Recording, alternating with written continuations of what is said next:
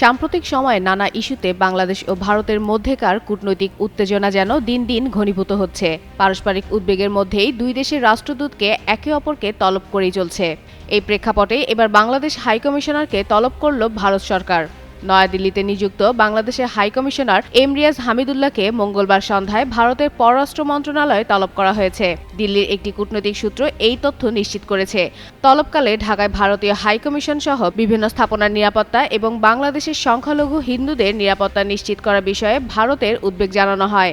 Shah cement, তুমি আমি মিলে বাংলাদেশ নির্মাণে নাম্বার 1। একই সঙ্গে একটি অভিযোগ ও আপত্তিপত্র হাইকমিশনারের হাতে তুলে দেওয়া হয়েছে বলে জানা যায়। এদিকে এই তলব নিয়ে আনুষ্ঠানিক কোনো সংবাদ বিজ্ঞপ্তি প্রকাশ করা হবে না। দুই দেশের সম্পর্ক যাতে আরও অবনতির দিকে না যায় সেজন্য বিষয়টি ব্যাক চ্যানেল কূটনীতির মাধ্যমে সামাল দেওয়ার চেষ্টা চলছে।